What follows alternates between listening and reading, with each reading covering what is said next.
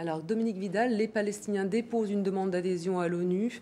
Ils n'auront pas la réponse tout de suite.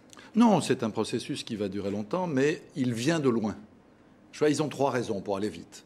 La première, c'est que cet État existe en termes de légalité internationale depuis le 29 novembre 1947, quand l'ONU avait partagé la Palestine en un État arabe et un État juif. Donc au fond, on n'a que 64 ans de retard.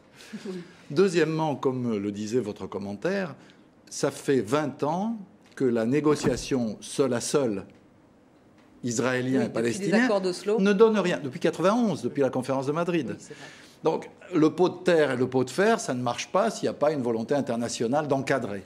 Troisièmement, et ça, beaucoup de gens ne le mesurent pas, si les Palestiniens obtiennent l'admission de leur État à l'ONU, ça veut dire que la règle du jeu va changer.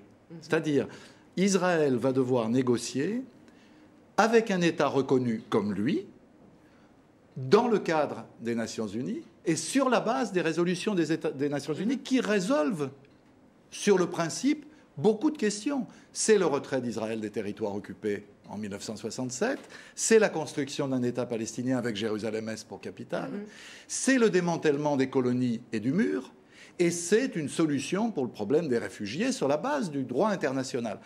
On comprend les raisons pour lesquelles les Israéliens et leurs alliés américains hésitent à changer la règle du jeu. Alors justement, oui, on a vu les États-Unis vont imposer leur veto au cas où. Est-ce que Barack Obama est un peu coincé? Il est dans une campagne électorale, il est pieds et poings liés, contrairement aux promesses qu'il a fait il y a un an. On a vu, il a changé de braquet. Écoutez, pieds et poings liés, on vient de voir Badinter. Badinter s'est battu pour l'abolition de la peine de mort. 67% des Français étaient pour la peine de mort à l'époque. Il s'est battu.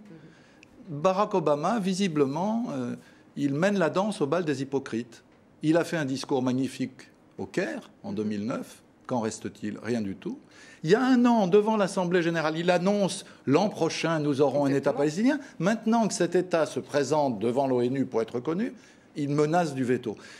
Moi, je crois, si vous voulez, qu'on est devant, une fois de plus, un président américain qui fait passer ses intérêts électoraux personnels avant les intérêts des États-Unis dans le monde arabe, parce que ça fait quand même depuis quelques mois que le Roméo américain essaye de séduire la Juliette arabe en révolution. Je ne crois pas que le veto contre la Palestine soit une bonne manière d'avancer dans cette entreprise de séduction. Alors, est-ce qu'il faut vraiment craindre une explosion de violence au cas où, justement, Washington dépose ce veto? Je ne crois pas que le veto lui-même fasse l'explosion de violence. Le problème, c'est qu'on sorte de cette Assemblée générale de l'ONU, qui se termine, comme vos auditeurs, les téléspectateurs le savent, à la fin novembre, avec une solution. S'il n'y a pas de solution, si la Palestine n'est pas reconnue comme État membre, avec les intérêts évidents que cela permettrait de développer pour le processus de paix, comme on disait autrefois, mais un nouveau processus de paix encadré par l'ONU et ses résolutions, alors il y a un risque effectivement que les frustrations amènent à de nouvelles violences. Alors on l'a vu, les Israéliens sont prêts finalement à reconnaître cet État à 70% selon les derniers sondages. Est-ce que les Palestiniens, eux, sont prêts à reconnaître l'État d'Israël? Écoutez, c'est le même sondage qui est paru dans le Jerusalem Post hier, qui indique que 70% des Israéliens, je nuance un tout petit peu votre affirmation, pensent qu'il faudrait appliquer la décision de l'ONU si elle est prise. On sait que ce n'est pas du tout la position de leur gouvernement, malheureusement. Et du côté palestinien, c'est encore plus fort, à la surprise d'un certain nombre de commentateurs qui disaient les Palestiniens sans illusion. 80% des Palestiniens soutiennent la démarche du président Abbas. C'est énorme. C'est énorme. Et alors, la proposition de compromis de la France, d'accorder un statut d'observateur comme celui un peu du Vatican, qu'est-ce que vous en pensez de cette Écoutez, je pense qu'on mélange 2 étapes. Il y a une étape qui est le Conseil de sécurité. Et là, la demande palestinienne, c'est un siège d'État membre. Ensuite, si les États-Unis bloquent, s'il y a l'Assemblée générale, elle, où il n'y a pas de veto, aura à prendre position. Pour l'instant, je trouve la proposition du président Sarkozy un peu politicienne. C'est-à-dire, ce que les Palestiniens demandent, c'est un siège.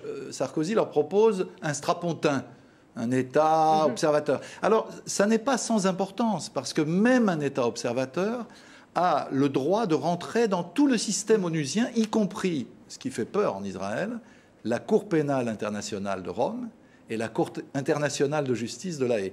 Alors évidemment, les dirigeants israéliens ont peur de se voir mis en accusation, sans parler de l'Organisation mondiale du commerce, de l'UNESCO, du Fonds monétaire international.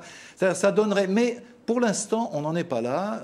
Les Palestiniens demandent justice, et justice, c'est l'application de la résolution du 29 novembre 1947, qui fait d'eux un État à part entière, comme l'État juif qui est devenu, on le sait, l'État d'Israël. Merci Dominique Vidal pour vos explications. Merci beaucoup. Merci à vous.